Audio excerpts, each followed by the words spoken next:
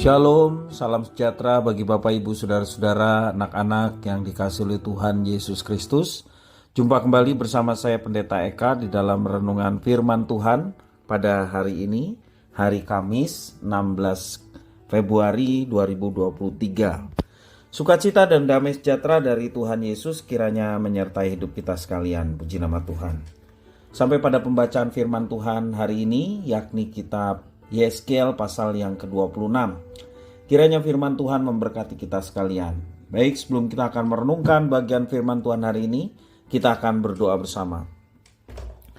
Tuhan Allah Bapa di surga, di dalam nama Tuhan Yesus, kami datang kepadamu mengucapkan syukur dan terima kasih untuk kasih setia dan pemeliharaan Tuhan pada kami dari hari ke hari sampai pada hari ini. Dan kami mau terus mengambil satu kesempatan yang Tuhan berikan kepada kami untuk berdekat dengan Tuhan dan juga untuk merenungkan firman-Mu. Kami mau biarlah Tuhan memampukan kami untuk dapat mengerti apa yang Tuhan kehendaki.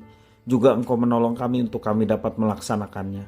Terima kasih Bapa, inilah diri kami sedia belajar firman Tuhan. Demi nama Tuhan Yesus kami berdoa. Haleluya, amin. Yeskel pasal 26 ayat 1 sampai 21, demikian firman Tuhan.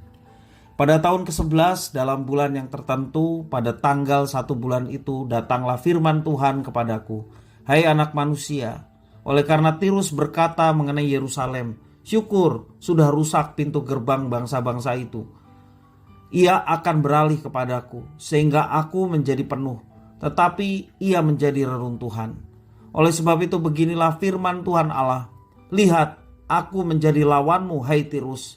Aku akan menyusun bangkit banyak bangsa melawan engkau, seperti lautan menimbulkan gelombang-gelombangnya.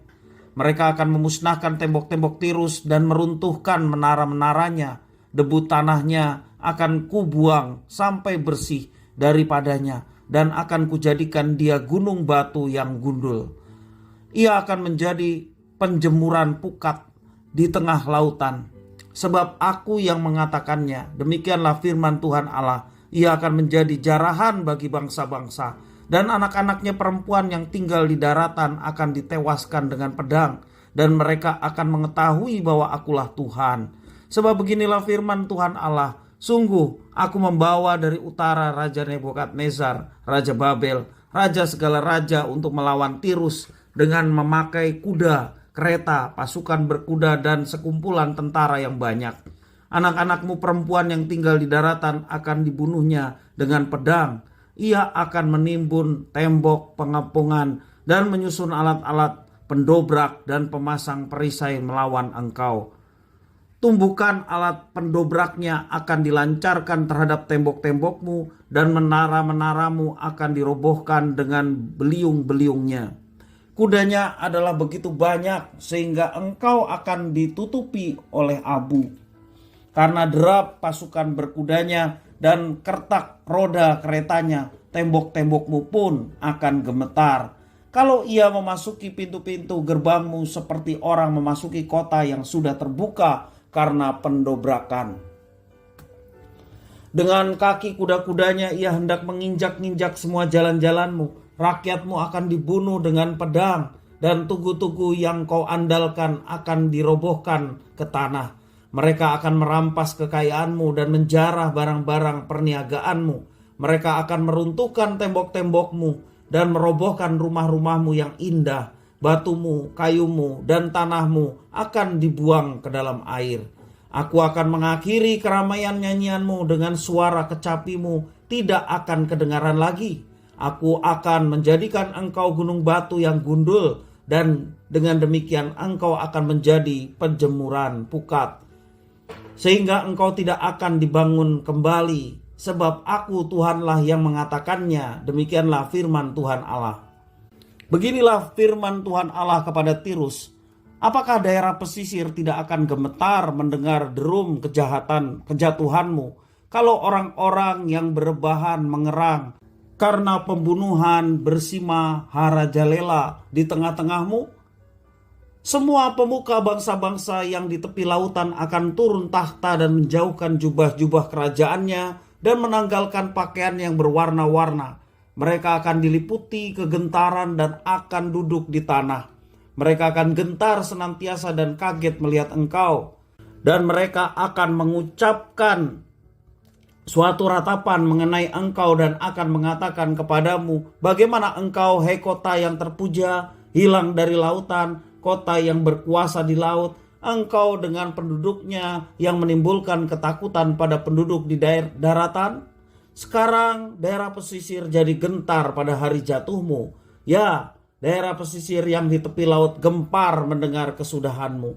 Sebab beginilah firman Tuhan Allah, pada saat aku menjadikan engkau kota reruntuhan, seperti kota-kota yang tidak berpenduduk lagi, kalau aku menaikkan pasang samudera raya atasmu dan air banjir menutupi engkau, maka aku akan menurunkan engkau supaya engkau bersama-sama di sana dengan orang-orang yang turun ke liang kubur, kepada bangsa yang dahulu kala, dan aku akan membuat engkau tinggal di bumi yang paling bawah seperti reruntuhan dahulu kala, bersama dengan orang-orang yang turun ke liang kubur, supaya engkau jangan lagi didiami orang dan jangan tampil lagi di negeri orang-orang hidup. Aku menentukan bagimu akhir hidupmu yang mendasyatkan, dan engkau tidak berjumpa lagi.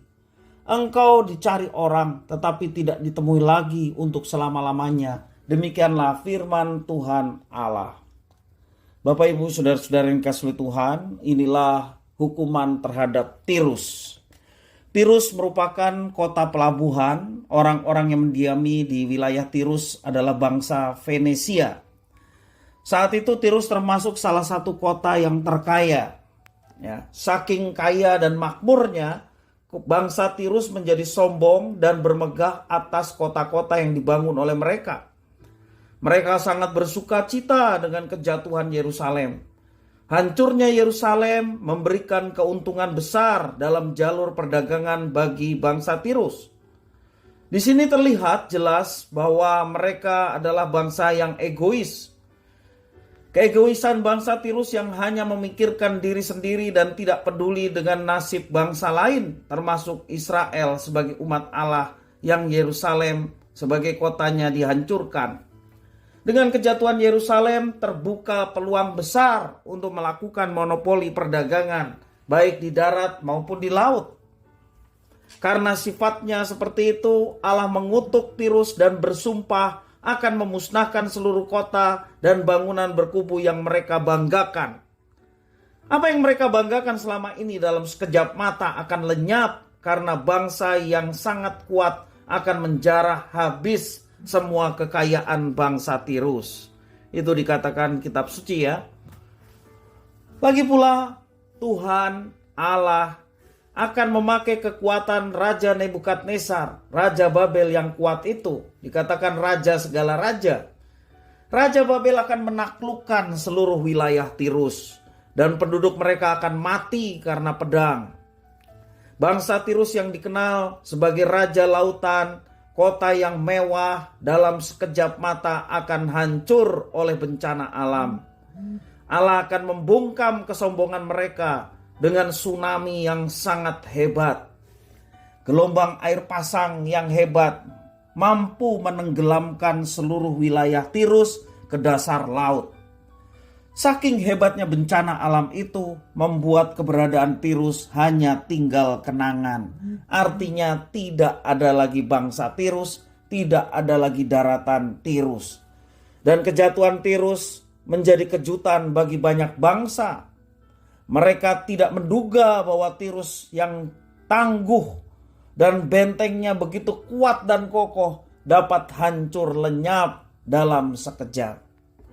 Bapak, Ibu, saudara-saudara yang dikasihi Tuhan, kesombongan merupakan ego yang berpusat pada diri sendiri. Tidak heran jika orang yang sombong memiliki kecenderungan untuk memandang rendah orang lain, merasa dirinya lebih baik, lebih pandai, lebih kaya, lebih segalanya daripada yang lain, dan dia melihat sesamanya lebih rendah terhadap dirinya.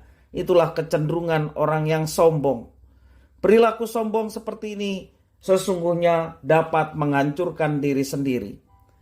Karena sombong seringkali tidak bergantung kepada Tuhan, mengandalkan diri dan kebanggaan diri itu yang menjadi pusat utama dalam hidupnya. Bapak Ibu saudara-saudara yang dikasihi oleh Tuhan, ketika seseorang manusia, apalagi umat pilihannya, tidak mengandalkan Tuhan, dia hanya mengandalkan diri sendiri atau manusia, sesungguhnya ada kesombongan di dalam dirinya dan dia tidak memerlukan Tuhan, sehingga Tuhan murka terhadap orang yang demikian. Bapak Ibu saudara-saudara yang dikasihi oleh Tuhan, dari peristiwa Tirus yang sombong, yang menganggap bahwa dirinya berkuasa dan kuat atas segala sesuatu, dalam sekejap mata dilenyapkan oleh Tuhan. Karena itu pembelajaran bagi kita dalam peristiwa penghukuman atas Tirus ini, mari kita mau belajar rendah hati. Mari kita mau belajar murah hati, agar kita menjadi orang-orang yang bijaksana. Karena kita tahu kerendahan hati mendatangkan hikmat dari Tuhan. Kerendahan hati dimulai kesadaran bahwa diri kita adalah bukan siapa-siapa di hadapan Tuhan. Kita ada, kita hidup, semua karena anugerahnya. Kalau kita pun memiliki disiplin ilmu yang baik dan cakap terhadap segala sesuatu, semua karena anugerahnya. Kesadaran itulah yang membawa hidup kita tetap rendah hati dan merendahkan diri di hadapan Tuhan. Dan segala apa yang kita miliki sebagai anugerah Tuhan yang membuat dan mendorong kita untuk bertanggung jawab terhadap anugerah Tuhan dan menggunakan sebaik-baiknya untuk kemuliaan Tuhan. Mari Bapak Ibu saudara-saudara, kuncinya adalah kita mau merendahkan hati kita di hadapan Tuhan, juga di hadapan sesama. Dan percayalah, ketika kerendahan hati ada pada kita, maka Tuhan yang memampukan kita untuk mengerjakan apapun yang dipercayakan Tuhan atas kita semua. Kiranya firman Tuhan memberkati kita. Mari kita berdoa. Terima kasih Tuhan atas firman-Mu. Jadikan kami pribadi yang rendah hati, bukan pribadi yang sombong angkuh. Oleh karena apapun yang ada karena kami, bukan, semua karena Tuhan, semua karena anugerah-Mu. Biarlah kesadaran itu boleh kami tanamkan di dalam diri kami, sehingga kami menjadi pribadi-pribadi yang rendah hati seperti yang Tuhan inginkan. Karena memang tidak ada yang dapat kami banggakan terhadap diri kami di hadapan Tuhan. Tidak ada kemampuan yang merasa lebih hebat dibanding dengan kuasa Tuhan. Karena itu Tuhan, kami sedikit pun tidak mau memiliki sifat sombong, tapi kami mau belajar dari firman Tuhan untuk tunduk di hadapan Tuhan, bahwa kami hanyalah hamba-hamba Tuhan yang tidak lebih besar daripada apapun. Tuhan, terima kasih atas firman Tuhan. Mampukan kami menjadi pribadi-pribadi yang rendah hati, sehingga nama Tuhan dimuliakan. Demi nama Tuhan Yesus kami berdoa. Haleluya. Amin.